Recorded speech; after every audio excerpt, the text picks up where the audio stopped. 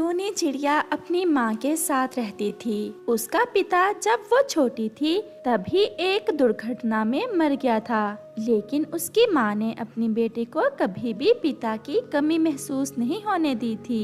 टूनी की माँ ने टूनी को बहुत लाड और प्यार से पाला था और अब वो अपनी बेटी की शादी के लिए एक अच्छे से रिश्ते की तलाश में थी।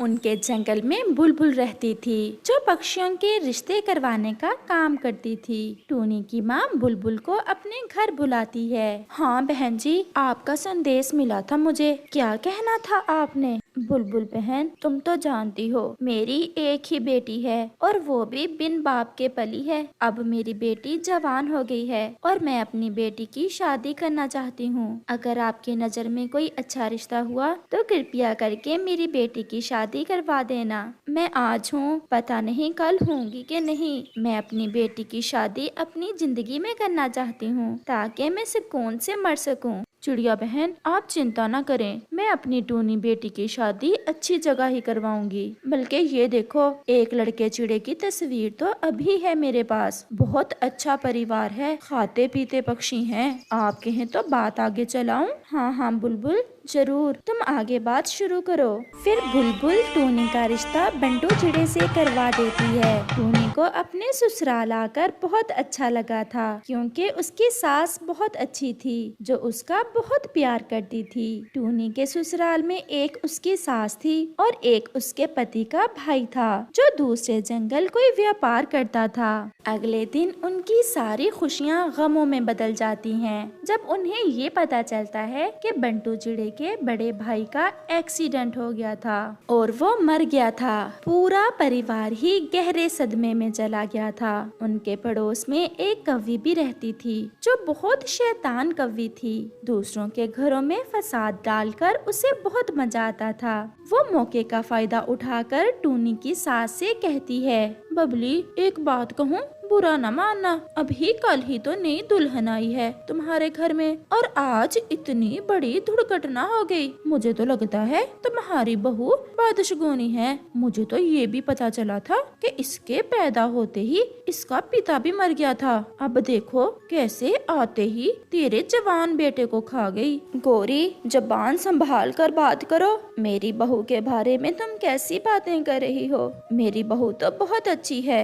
मेरे बेटे की तो जिंदगी ही इतनी थी। तुमने आज तो ये बात की है, लेकिन दोबारा ना करना। फिर ऐसे ही कुछ दिन गुजर जाते हैं। टूनी ने अपने घर को बहुत अच्छे से संभाल लिया था और वो अपनी सास की भी खूब सेवा करती थी। फिर एक दिन टूनी अपनी माँ से मिलने के लिए बहुत उदास थी। टूनी बेटा, क्या बात है? तुम मुझे कुछ उदास लग रही हो। नहीं माँ, ऐसी तो कोई बात नहीं है, बस थोड़ी माँ की याद आ रही थी। बेटा, माँ की याद आ रही है तो जाकर मिला। वैसे भी जब से तेरी शादी होकर तू इस घर में आई है, एक बार भी तुम अपनी माँ से नहीं मिलने गई हो। बंटू बेटा, ओ बंटू बेटा। जी माँ। जा अपनी पत्नी को इसकी माँ से मिलवा ला। फिर टूनी चिड़िया अपने पति के साथ चली जाती है। रास्ते में वो दोनों थोड़ा सांस लेने के लिए पहाड़ों के पास बैठते हैं। अचानक से पहाड़ से एक पत्थर आता है और आकर बंटू चिड़े के लग जाता है। बंटू चिड़ा बहुत ज्यादा घायल हो जाता है। टूनी की तो कुछ समझ नहीं आ रहा था कि वो क्या करे। बंटू को लेकर आगे अपनी माँ की तरफ जाए या पीछे अपने घर लौट जाए। फिर टूनी चिड़िया बंटू को लेकर अपने घर ही वापस आ जाती है। टूनी की सास तो अपने बेटे को देख रोने लग जाती है। ये मेरे बेटे को क्या हो गया? मैं पहले ही अपना एक बेटा खो चुकी हूँ, अब मैं अपने इस बेटे को नहीं खोना चाहती। रोने की आवाजें सुनकर कौवी भी आ जाती है। तुमने तो मेरी बात ही नहीं मानी। मैंने तो उसी दिन बता दिया था कि तुम्हारी बहू बदशगुनी है। अगर इसे घर से ना निकाला तो एक एक करके सबको खा जाएगी ये। टूनी की सास भी कौवी की बातों में आ जाती है और उस दिन के बाद वो अपनी बहू से नफरत करने लग जाती है। वो उसे हर बात पर टोकती और अब तो जब भी उसका मन होता डंडा लेकर पीट भी देती अपनी बहू को। लेकिन उसकी बहू ने कभी भी उससे गिला ना किया था क्योंकि वो अपनी माँ के घर वापस जाकर अपनी माँ को दुखी नहीं करना चाहती थी। बंटू बेटा, मैं तुम्हें बता रही हूँ, इसे निकाल दो इस घर से, वरना ये तुम्हें भी खा जाएगी। माँ, मुझे आप पर अफसोस हो रहा है। आप भी सब फजूल बातों को मानती हैं। माँ, हमारे साथ हमेशा वही होता है जो ऊपर वाला चाहता है। इसमें किसी को भी दोष नहीं दे सकते हम। आप टूनी पर इतने जुल्म कर रही हैं, लेकिन टूनी ने कभी मुझसे आपकी शिकायत नहीं की।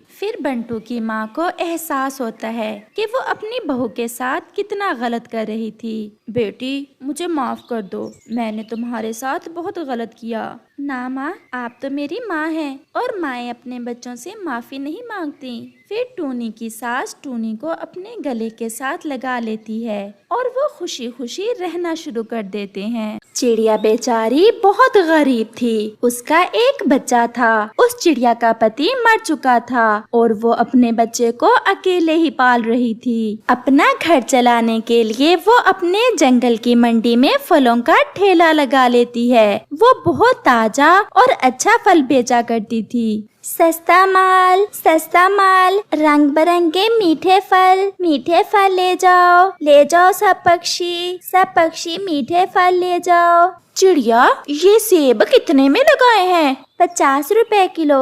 और अंगूर 100 रुपए किलो। और अमरूद? कवि जी, अमरूद 30 रुपए किलो हैं। आप बताएं, आप कौन सा फल लेना चाहती हो? मम्मा, मुझे बुलबुले ने मारा है। बेटा, मैंने आपको कितनी बार समझाया है कि लड़ाई ना किया करो, फिर भी आप लड़ने लग जाते हो। कल से मैं तुम्हें खेलने के लिए नहीं जाने दूंगी। अगर ज्यादा चोट लग गई तो मैं क्या करूंगी? चिड़िया अपने बेटे की बात सुन रही थी और उसे चुप करवा रही थी, और कवि मौके का फायदा उठाकर चोरी फल उठा कर अपने थैले में डाल रही थी। हाँ तो कवि बहन, कौन सा फल डालूं? माफ करना, बच्चे को चुप करवाने में थोड़ी देर लग गई। चिड़िया, तुम तो बहुत महंगे फ्रूट बेच रही हो। मेरे पास तो इतने रुपए नहीं हैं। फल खाने का तो जमाना ही नहीं रहा। हम रूखा सूखा दाना खाकर ही गुजारा कर लेंगे। और कवि अपना थैला उठाकर तुरंत वहाँ से भाग जाती है। शाम को चिड़िया जब फल बेचकर हिसाब करती है तो आज उसे कम मुनाफा बच रहा था। ये आज मुझे फल बेचकर कम पैसे क्यों बचे हैं? शायद मुझसे हिसाब में गलती हो गई है। कालू जी, ये लो फल खाओ, और हाँ, कल मुझे फल लाने के लिए ज्यादा पैसे देना। महंगाई बहुत ज्यादा हो गई है।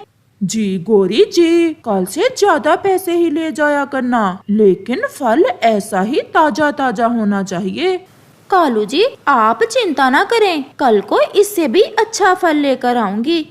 अब तो मैं पैसे जमा करके अपने लिए सोने का हार लूंगी और फल हर रोज चुरा कर लाया करूंगी। अगले दिन कवि फिर से मंडी में जाती है। कवि बहन, आज कुछ खरीदेंगी कि आज भी सिर्फ कीमतें पूछ कर चली जाएंगी? नहीं, आज तो कुछ लेकर ही जाऊंगी। फिर वहाँ कबूतर फल खरीदने आ जाता है। चिड़िया बहन, ये आम कितने रुपए किलो हैं? कबूतर भैया, 60 रुपए किलो। बहुत मीठे और रसीले हैं मेरे आम। अच्छा, तो फिर 1 किलो आम दे दें। चिड़िया कबूतर को आम दे रही थी कि कवि चुपके से फल अपने थैले में डाल लेती है। कवि जी, जल्दी बताएं, आप कौन सा फल खरीदेंगी? चिड़िया, मैंने फिर से अपना इरादा बदल लिया है। इतना महंगा फ्रूट लेने से बेहतर है कि हम ना ही खाएं फल। और फिर कवि जल्दी से वहाँ से उड़ जाती है। बड़ी अजीब है ये कवि भी, आती रोज है और खाली पंखी वापस चली जाती है। शाम को हिसाब करने पर चिड़िया के पैसे फिर से कम पड़ रहे थे। ये क्या हो गया है? कल भी पैसे कम पड़ गए थे और आज भी। फिर चिड़िया के विचार में कवि आती है। मुझे लगता है ये कवि हर रोज मुझे चूना लगा कर जाती है, इसलिए मेरे पैसे कम पड़ते हैं। मैं कल उस कवि पर गौर करूंगी और उसके लिए मुझे चील की मदद लेना होगी। अगली सुबह चिड़िया जल्दी से मंडी में पहुंचती है और चील को, जिसका ठेला भी चिड़िया के साथ ही था, सारी बात बताती है। चिड़िया, तुम बहुत सीधी और मासूम हो। वो कौवे तो बहुत शैतान है, लेकिन आज आ लेने दो तुम उस कौवे को। देखना क्या हाल करती हूँ मैं उसका। अगला पिछला हिसाब चुकता करके ही भेजूंगी मैं उसे। फिर आहिस्ता आहिस्ता मंडी में ग्राहक आना शुरू हो जाते हैं और थोड़ी देर बाद कौवी भी अपना थैला उठाकर आ जाती है और चिड़िया के ठेले के पास आकर खड़ी हो जाती है। चील की नजर भी कौवी पर ही थी। हाँ भी चिड़िया, फल कुछ सस्ता हुआ कि नहीं? कौवी जी, आज तो मैंने आपके लिए फल बहुत ज्यादा सस्ता कर दिया है। फिर वहाँ तोता आ जाता है। चिड़िया, मुझे जल्दी से 1 किलो अमरूद दे दे, मेरे घर मेहमान आ रहे हैं। चिड़िया तोते को अमरूद देने लग जाती है और कौवी फिर से अपने थैले में फल डालना शुरू करती है और अपना थैला फलों से भर लेती है। चिड़िया, अगर आज फल सस्ता है तो मैं जरा घर से पैसे ले आऊं। कौवी जैसे ही पीछे मुड़ती है, पीछे तो चील खड़ी थी। रुको जरा, ये थैला तो चेक करवाती जाओ। चील कौवी का थैला फाड़ देती है, जिसमें से ताजा ताजा फल नीचे गिर पड़ते हैं। चील पहले तो कौवी की खूब पिटाई करती है और फिर कहती है, बुलाओ जरा इसके पति को, जरा इसके करतूत तो दिखाएं।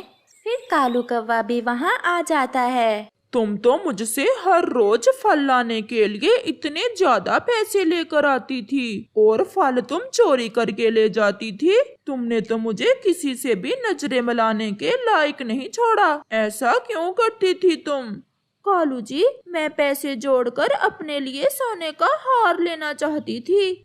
हार तो अब मैं तुम्हें पहना कर भेजूंगी, वो भी हीरों का, और गले से कभी उतारना ना उसे। ऐसा कहकर चील कौवी की और ज्यादा पिटाई करती है और कौवी को उसकी चोरी की सजा मिल जाती है।